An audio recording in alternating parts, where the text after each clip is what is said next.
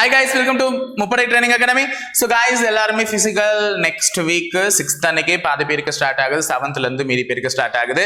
So இந்த மாதிரி ஒரு இக்கட்டான சூழ்நிலையில தான் இந்த வீடியோவை நான் போட வேண்டிய சூழ்நிலை எனக்கு இருக்கு. ஏன்னா வந்து லாஸ்ட் மினிட் ரிமைண்டருக்கு நான் இந்த 1 வீக்லேயே சொன்னாதான் எல்லாத்தையுமே ஏற்பாடு பண்ணி வைப்பேன் அப்படின்ற ஒரு காரணத்துக்காக தான் இப்பயே சொல்றேன். டபுள் ஸ்டார் வரலையா, பதட்டம் வேண்டாம்னு சொல்லியிருக்கேன். ஸோ அது ஏன்றதை நான் ரீசன் கொடுக்குறேன். அதுக்கு முன்னாடி நீங்க சிவிக்கு ரெடி ஆயிடுச்சா?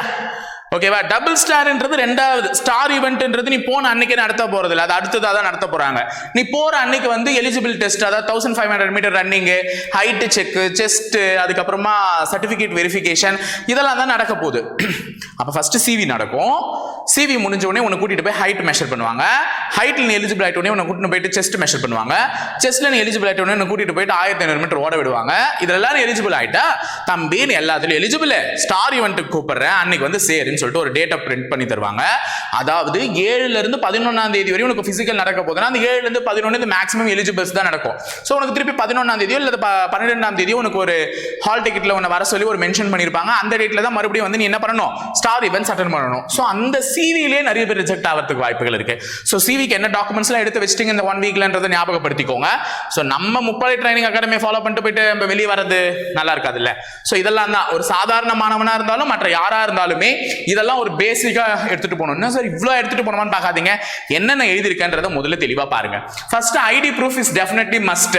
ஐடி ப்ரூஃப் என்னென்னலாம் இருக்கலாம், ஆதார் இருக்கலாம், ஓட்டர் ஐடி கார்டு இருக்கலாம், எது வேணா இருக்கலாம். ஸோ மேக்ஸிமம் ஆதார் இல்லை ஓட்டர் ஐடி கார்டு எடுத்துட்டு போயிடுங்க. ஏன்னா எல்லாருக்கிட்டையுமே அது இருக்கும், லைசன்ஸும் இருக்கும், பேன் கார்டும் இருக்கும், எது வேணாலும் அக்செப்டபிள் தான். Maximum Aadhaar and voter ID கார்டுக்கு ப்ரெஃபரன்ஸ் கொடுத்துக்கோ. Next hall ticket is very must. Hall ticket release ஆயிடுச்சு, ஹால் டிக்கெட்ல போட்டோ தெரியுது தெரியல அதெல்லாம் மேட்டர் இல்லை, எடுத்துட்டு போ.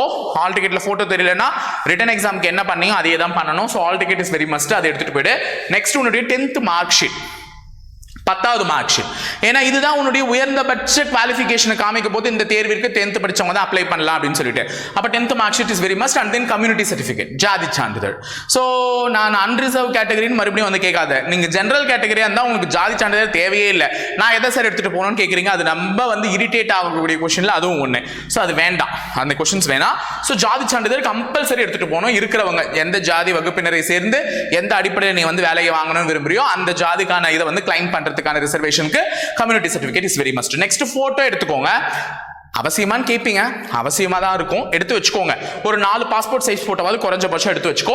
Next transfer certificate, DC.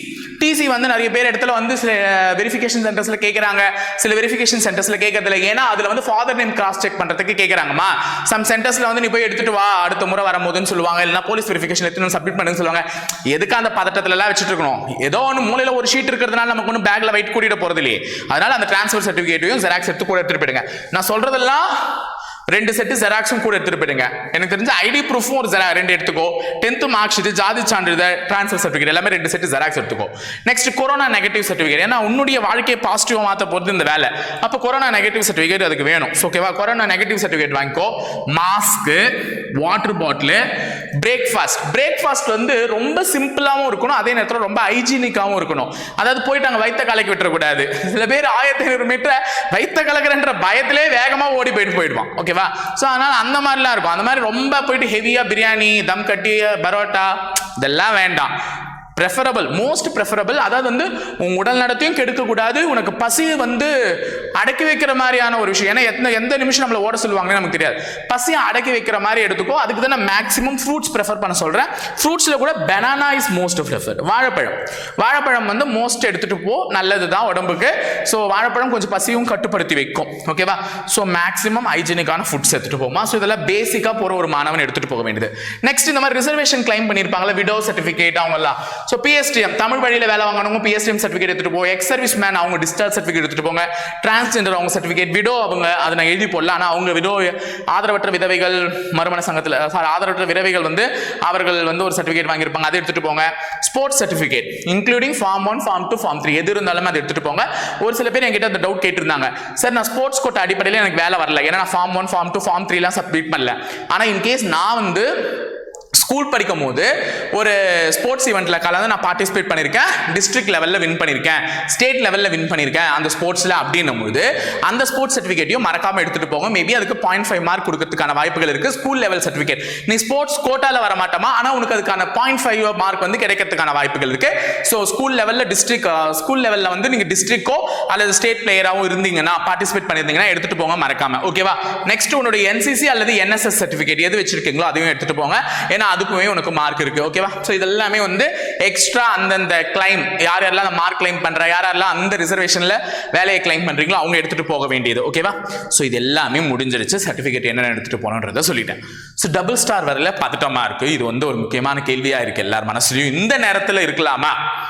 களம் காண போகும் வீரர்களுக்கு இது இருக்கிறதுன்றது ரொம்ப பெரிய கேவலம்னு நினைக்கிறேன் நான். ஓகேவா? பயம்லாம் இல்லை, பதட்டமே வேணாம்.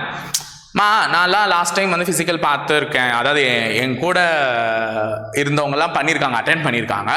ஸோ அப்படி அட்டன் பண்ணும்பொழுது ஒருத்தருக்கு எதுவுமே, அதாவது அவரை நான் வந்து அவரை ரோப்பே ஏற மாட்டாங்கன்னு நினைச்சேன். ஆனால் அவர் ரோப் செம்மையாக ஏறிட்டாரு. 400லாம் ஓடுவானா, நடக்கிறதே தவளை மாதிரி நடக்கிறான்னு நினைச்சேன். ஆனால் 400 செம்மையாக ஓடி வின் பண்ணிட்டான். நான் கடைசி ஆனால் அவனுக்கு லாங் ஜம்பே வரல. லாஸ்ட் டே போறான்னா ஃபவுலு, டபுள் ஸ்டார் போட்டா ஃபவுலு, இல்லை நான் கரெக்டாக எதிர்னானா டபுள் ஸ்டார் வராது. இந்த மாதிரி போயிட்டு இருந்தது.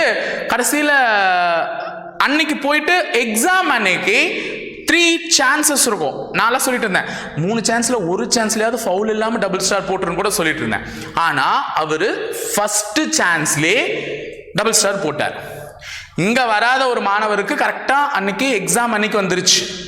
ஓகேவா? அப்போ யாருக்கு வேணாலும் அங்கே வரலாம். நம்மளுடைய கெஸ்ஸிங் எந்த நேரத்திலும் உண்மையா இருக்கணும்ன்ற அவசியம் இல்லைல்ல. நான் அவரை பத்தி நினைச்ச எல்லாமே எனக்கு பொய்யா தான் போச்சு. ஓகேவா? ரோப் ஏற மாட்டார்னு நினைச்சேன், ஏறிட்டாரு. நான் லாங் ஜம்ப் ஓடிடுவார்னு நினைச்சேன், லாங் ஜம்ப் பண்ணவே இல்லை. கடைசியும் 400லாம் இவரெல்லாம் ஓடுவாரா நினைச்சேன், 400 சூப்பரா ஓடிட்டார். ஸோ இந்த மாதிரிலாம் இருக்கு. எல்லாத்துலயுமே போட்டு எனக்கு வேலைக்கும் போயிட்டார். ஓகேவா? அப்போ உனக்கும் அந்த இங்க வரலன்னா அது நாளைக்கு அந்த எக்ஸாம்ல நடக்கணும்னு இருக்கு போல. அப்ப நீ ஏன் பயப்படுற? உனக்கு எதிரியும் நீதான், உனக்கு நண்பனுமே நீதான். அதை முதல்ல நினைவு வச்சுக்கோ. எக்ஸாம் போற அன்னைக்கு உன்னோட எதிரியும் நீயே தான், உனக்கு உன்னோட நண்பனும் நீயே தான். இன்னைக்கு கிரவுண்ட்ல நீ பார்ப்ப ஒரு 20 பேரை பார்த்திருப்ப, இல்ல 10 பேரை பார்த்திருப்ப, இல்ல உங்க கூட பிராக்டிஸ் பண்ற அதிகபட்ச தொகை ஒரு 100-150 பேர் கூட பார்த்திருக்கேனே. ஆனா எக்ஸாம் அன்னைக்கு ஸ்டேடியத்துல அதை விட அதிகமா தான் இருப்பாங்க. கண்டிப்பா அதை பார்த்தோன்னே உள்ளார ஒரு வயிற்றுக்குள்ள அப்படியே ஒரு மாதிரி பட்டர்ஃப்ளைஸ் ஓடுதோ இல்லை ஏதோ ஒன்று ஒரு பதட்டம் கிரியேட் ஆகும். அது யாருக்குமே இல்லைன்னா நான் மறுக்க மாட்டேன். பயந்தா வேலை கிடைச்சிடுமா? இல்லை இல்லை, பயந்தா வேலை கிடைக்க போறது இல்லை. அப்போ பயப்படலாம் மட்டும் கிடைக்க போகுது வேணாம். நம்ம பாட்டுன்னு அமைதியா போவோம். என்னால் என்ன முடியுமோ அதை கொடுக்குறேன், நான் வந்துடுறேன். ஓகேவா? நான் அதான் ஆரம்பத்திலே சொல்லிட்டேன். உன்னோட எதிரியும் நீ தான், உன்னோட நண்பனும் நீ தான். கூட்டத்தை பார்த்து உன்னுடைய மனசு தளருதுன்னா நண்பனா மாறி பார்த்துக்கலாம், ஆல் இஸ் வெல் அப்படின்னு சொல்லிட்டு உன் நண்பனா மாறி உனக்கு நீயே சமாதானம் சொல்லிக்கணும். அங்க யாரும் வரல உனக்கு சொல்றதுக்கு. போய் நீ களத்துல நின்ன உடனே உனக்கு எதிரி நீ தான். கடைசியா நீ எவ்வளவு நேரத்துல ஓடி இருப்பேன்னு உனக்கு தெரியும்ல.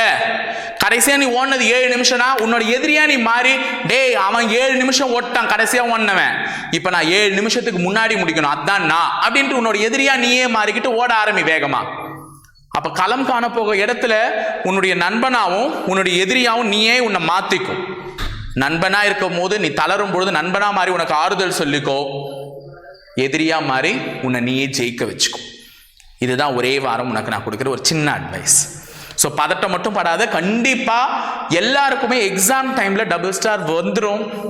அதனால பதட்டப்படாம ரொம்ப ரிஸ்க் எடுக்காத. கடைசி ஒரு வாரம் எதனா ஆயிடுச்சுன்னா அதுக்கப்புறமா அவ்வளோதான், நான் நல்லாவே இருக்காது, நானே திட்டிடுவேன். அதுக்கப்புறம் நீ வந்து சொன்னா இந்த 1 வீக் வந்து ஃப்ரீயா இரு, மைண்ட் ரிலாக்ஸா பண்ணிட்டு கடைசி 2 நாள் பிராக்டிஸ் போவாத.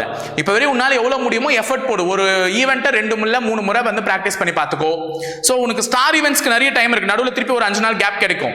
அதுக்கு முன்னாடி இந்த டாக்குமெண்ட்ஸ் எல்லாம் ரெடி பண்ணி வச்சுட்டு 1500 திருப்பியும் ஒரு 10 மணி 11 மணி 12 மணின்னு ஓடிப்பார். ஏன்னா நமக்கு அங்க என்ன நேரம் வரும்னே தெரியாது. 10 மணிக்கு ஒருக்கா ஓடிப்பாரு, 1500 மீட்டர் ஓட முடியாது. இப்ப போவீங்க எல்லாரும் பிசிக்கல் கிரவுண்ட், காலையில போய் ஓட்டு முடிஞ்சிச்சுன்னு வெயில் காயும் போது ஓட சொன்னா எப்படி ஓடுவீங்க? அப்ப 10 மணிக்கு ஒரு முறை ஓடிப்பாரு, 11 மணிக்கு ஒரு முறை ஓடிப்பாரு, 12 மணிக்கு ஒரு முறை ஓடிப்பாரு. அப்ப அந்த டைம்ல எல்லாம் நீ ஓடி பார்க்கும்போது அந்த வெயில்லாம் உடம்புக்கு கேப்பபிளா இருக்கான்றது தெரிஞ்சுக்கணும். ஸோ 1500 அந்த மாதிரி ஓடி பழகிக்கும். ஓகேவா? அந்த டைமுக்கு உன் உடம்பு எடுத்துக்கிச்சுன்னா அங்கேயும் போயிட்டு அதை நீ சக்சஸ்ஃபுல்லா முடிச்சிடுவேன். ஓகேவா? ஸோ அதுக்கப்புறமா ஈவென்ட்ஸ், ஸ்டார் ஈவென்ட்ஸ் அதெல்லாம் வந்து மேக்ஸிமம் நீ பண்ணிடுவேன். ஏன்னா உனக்கு உண்மையில நம்பிக்கை இருக்கு இல்லையா? எனக்கு இருக்கு, கண்டிப்பாக நீ போய் டபுள் ஸ்டார் அடிச்சிடுவேன்னுட்டு. ஓகேவா? எல்லாருக்குமே நல்ல ஒரு ஹோப் கொடுக்கக்கூடிய ஆப்பர்ச்சுனிட்டி இந்த டைம். ஸோ நல்லபடியாக பண்ணுங்க. அடுத்த வேகன்சி வந்துட்டு தான் இருக்கு, மனமே தளராத. இதில் பண்ணு, நம்ம முயற்சி நம்ம கொடுத்துருவோம். வேலை கொடுக்கறதும் கொடுக்காததும் அது கடவுள் கிட்ட இருக்கு. அது அவர் மேலே பாரத்தை போட்டு நீ பண்ணி ஆரம்பிச்சிடு தைரியமா. ஓகேவா? டபுள் ஸ்டார் போடலன்னு இதுக்கு மேலே சொல்லாத யாருக்கும். ஏன்னா நீ வெளியே சொல்ல சொல்ல உன் மனசு அதையே கேட்டு பழகிடும். எனக்கு வரல எனக்கு வரல எனக்கு வரலன்னா மனசு அதை கேட்டு பழகி அதோட அடங்கிடும். என்னால் இன்னைக்கு முடியல, அவ்வளவுதான். நாளைக்கு முடியலன்னு எங்கேயுமே எழுதி வைக்கலையே. கண்டிப்பாக நாளைக்கு பண்ணலாம், பண்ணாமல் போகலாம். ஸோ இன்னொருத்தர்கிட்ட முதல்ல சொல்கிறத நிறுத்து, எனக்கு வரலன்னுட்டு. டபுள் ஸ்டார் வரலன்ட்டு சொல்கிறத நிறுத்து. இன்னைக்கு வராதது கண்டிப்பாக எக்ஸாம் அன்னைக்கு வந்துடும். ஓகேவா? So all the very best guys. எல்லாருமே இந்த செக் லிஸ்ட்டில் இருக்கிறத தான் செக் பண்ணிட்டு நல்லபடியாக போயிட்டு எக்ஸாம் எழுதுங்க. All the very best. இணைந்திருங்கள் காவலர்களே. தொடர்ந்து பயணிப்பு முப்படை பயிற்சி மையத்துடன். நன்றி, வணக்கம்.